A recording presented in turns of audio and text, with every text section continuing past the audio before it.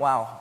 I remember being on a stage like this 2 years ago for the first Pulse event, and the room was probably a third of the size, and it was impressive. So this is impressive. Wow. And also quite impressive because some of you might be expecting a Welsh guy talking with a very polished Welsh accent, because my colleague Ryan Hooper was supposed to do the speech. Unfortunately, he's not feeling too well today, so I've had to step in. So I apologize if the presentation is not quite the same that Ryan prepared, but I'll do my best to explain to you why customer success is so important at Oracle. And I'll start, just a little introduction about me. I'm the Director of Customer Success for the Oracle Marketing Cloud for the UK and Southern Europe. So I run a team of 12 people across the region. We have several very large clients in this region, and I've joined Oracle about 2 months ago, so I'm still very new, and I'm still learning a lot of things about Oracle. But it's a very fast and very steep learning curve. I don't think you would expect it. And when I was talking to Ryan about the topic of today, he said, well, we've got to explain why Oracle is doing customer success. And we're talking with Dan and with Nick as well as, well, why do you want us to come on stage and present why Oracle is doing customer success? It's obvious why we're doing customer success. And then we discussed it, and Dan, Nick, and plenty of other people at Gainsight told us, well, it's not that obvious, because you probably all have in mind that Oracle is a database company, hardware, on-premise, dusty IT process that, for those of you who work in client-facing environments, are probably the projects you don't necessarily enjoy because they're quite heavy and not very sexy. And that's probably the image Oracle has. But however, we also do software as a service. And it is not the biggest part of our business. Our DNA is still very much database and hardware. But SaaS is $1.1 billion revenue for the first quarter of this fiscal year. So I think now it probably makes a bit more sense why we have to do customer success. We have invested a lot. We've acquired a lot of companies in customer success, and I will give you a bit of a timeline of what happened there. But the main thing is we have to do customer success. We have to be focusing on our clients, and we have been doing so for quite a while. As I said, I'm working on the Marketing Cloud, which is more of the marketing product for Oracle. So for those of you who work in that world, it's brands like Responsys, Eloqua, Maximizer. We also do some DMP work. And when Oracle acquired those companies about 5 years ago and started on that marketing journey, those companies were already fairly mature in customer success because they were pure SaaS companies. And as Nick very well explained, this is what customer success is all about when you have a SaaS business. So we had those 4 or 5 companies. Luckily, customer success meant more or less the same thing for all of them, more or less. As you can imagine, they had their differences.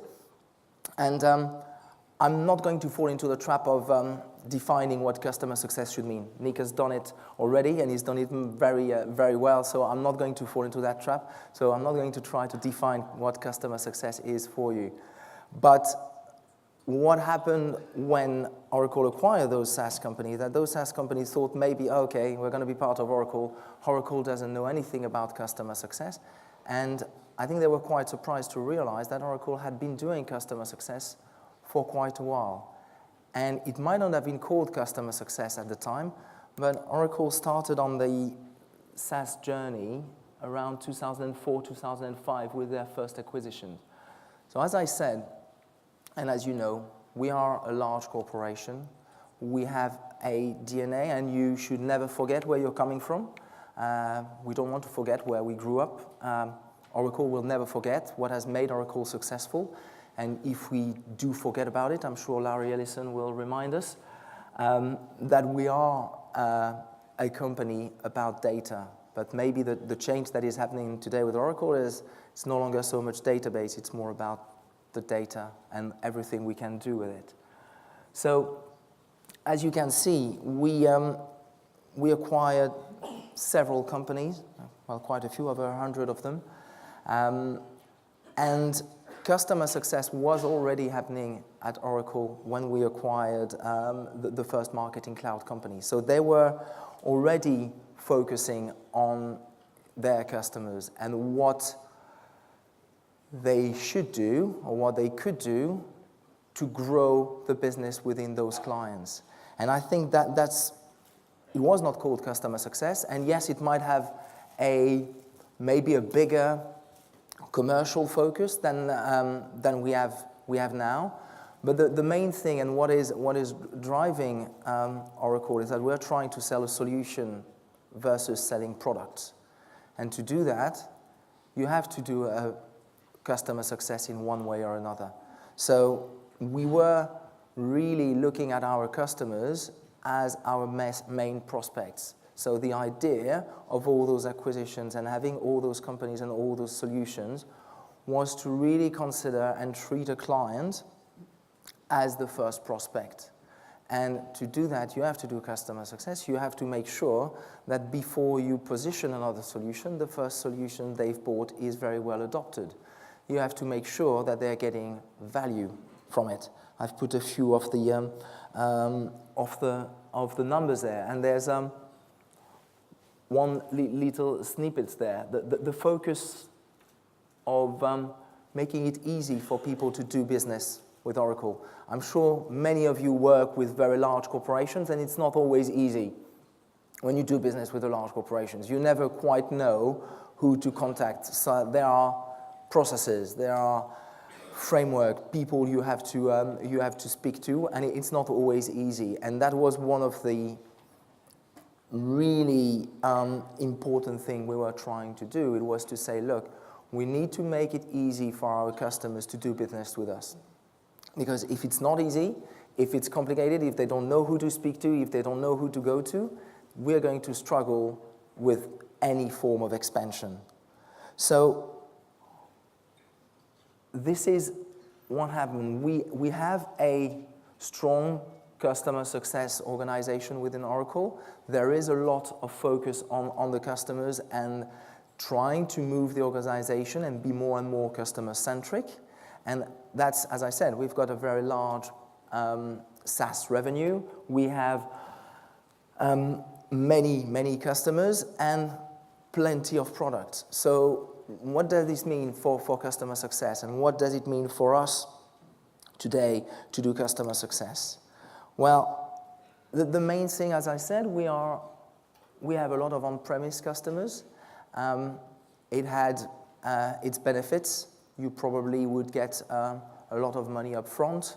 The cost of implementation and the time to implement the solutions was very long, and we had that as part of our DNA. It's like, okay, once the client is implemented, well, good luck for them to leave. I don't know if any of you have some Oracle database in your company. You might hate me at this stage, but I've had it in other company. Once you've implemented such a system, it's very difficult to migrate because it's so heavy and so complicated to change. Today, in the SaaS world and in the product I manage today, it is very easy for the customer to leave. The implementation, a lot of it is on you and me. You all know it with the SaaS. We have a big responsibility in the implementation. Was before, it was very much, well, over to you, your project, your cost. We've just sold you some products.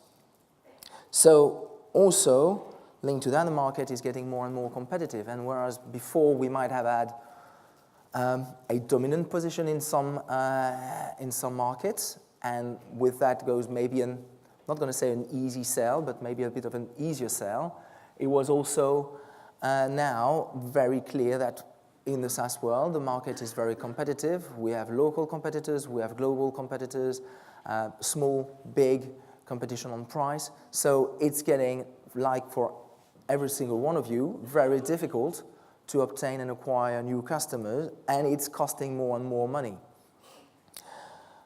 Also, with SaaS, we have the issue of fighting churn.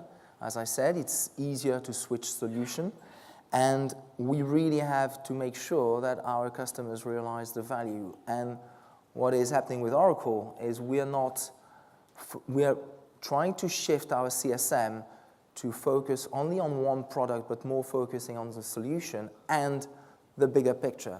And how do we do that? And well, we have to be a partner to our customers. We have to be their trusted advisor. Otherwise, they're not going to open up and talk to us about their other projects. And there we will miss opportunities.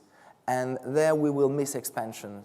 And although my team is not directly responsible for expansions, we contribute a lot to the expansion. The job of a CSM today is very much to be that trusted advisor and to know their customers, know their ecosystem, because we don't want them to focus on just that one product, but to focus on, okay, what are your business problems? What are you trying to achieve? What are the bigger issues you're not telling me about if I just speak to you about that specific feature and that specific product?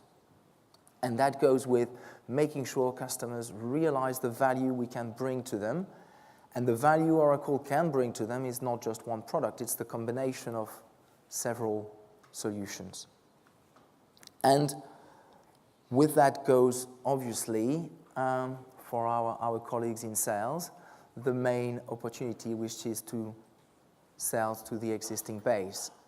That's one of the things that I was quite amazed compared to previous experience maybe, is that the sales team at Oracle is very, very interested in what we do with a customer, because if a salesperson at Oracle doesn't understand that their best prospect is the existing client base, I don't think they will be very, very successful, because it's very clear when you are working with a company, some of them are bigger than Oracle. We're working with some very large banks, but the ARR will not be that big because we've only got one solution. The big opportunity for the our sales colleague is to expand on that client where we already have the relationship, where we already have someone on the inside who can tell us about the ecosystem and what other solutions, who are the other people we should speak to. And that's very much the role of the CSM, combined with being also the person who's going to make it easy for them to do business with Oracle. I said, large corporation, process. Some of the things can be a little bit difficult for the client to grasp. So the CSM role is very much to guide the client internally within Oracle to understand who they should speak to and how they could get the best out of Oracle, not just out of the product, but out of the bigger organization. And on the side to that, we also help them to understand what's going on in their company. Because we found that with some of our larger clients, our clients are also working in a silo, and sometimes it's good that their CSM is telling them, oh, did you know somebody else has joined in that other department, and they're also going to do the same thing that you're doing. Oh, I didn't even know they existed. I didn't even know they joined. So we have that role, and very much, I think, what Gainsight, Nick, Dan, and everybody else has been advocating about really, really building very, very strong relationships with our customers. And I leave you on two main thoughts here. The first one is really that we want to drive expansion within our client base. I think that's the key for us.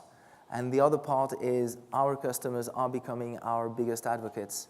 And we have the intention and really the programs to try to build advocacy, because we want customers to not only be a referral, and testify and just, recommend us to other clients, but also clients change jobs, and we want them to be our advocate when they join their new company. So that's very much why we're doing customer success at Oracle. I hope it makes a bit more sense for all of you now, and I think I will let the people from Slack follow after me. Thank you very much.